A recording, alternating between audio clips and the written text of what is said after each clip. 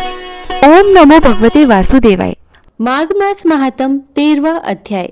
यमदूत की इतनी सुंदर वार्ता सुनकर विकुंडल कहने लगा कि तुम्हारे वचनों से मेरा चित्त अति प्रसन्न हुआ है, क्योंकि सज्जनों के वचन सदैव गंगा जल के सदृश पापों का नाश करने वाले होते हैं।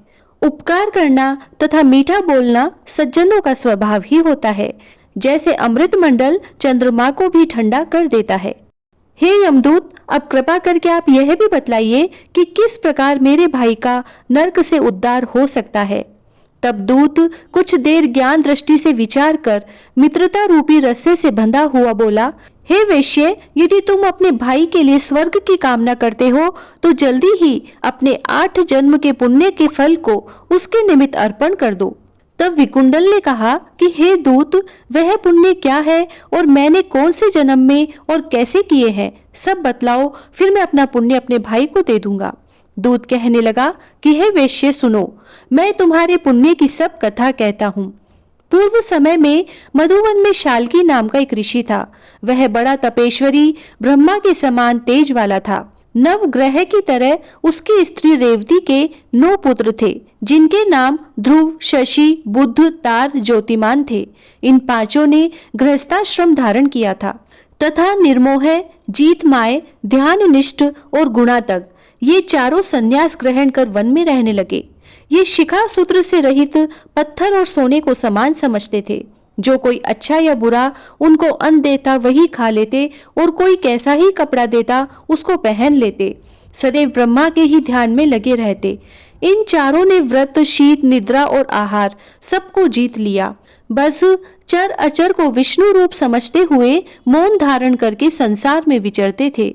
ये 4 महात्मा तुम्हारे घर आए। जब तुमने मध्याह्न के समय भूखे प्यासे इनको आंगन में देखा तो तुमने गदगद कंठ से आंखों में आंसू भरकर इनको नमस्कार करके इनका बड़ा आदर सत्कार किया और इनके चरणों को धोकर बड़े प्रेम से तुम इनसे कहने लगे कि आज मेरे अहोभाग्य है, आज मेरा जन्म सफल हुआ, मुझ पर भगवान प्रसन्न हुए, मैं सनाथ हुआ।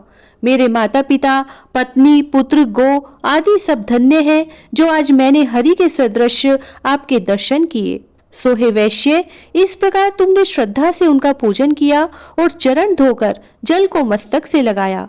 फिर विधि पूर्वक इनका पूजन करके तुमने इन सन्यासियों को भोजन कराया। इन सन्यासियों ने भोजन करके रात को तुम्हारे घर में विश्राम किया और ब्रह्मा ध्यान में लीन हो गए। इन सन्यासियों के सत्कार से जो पुण्य तुमको मिला सो मैं भी कहने में असमर्थ हूँ, क्योंकि सब भूतों में प्राणी श्रेष्ठ है।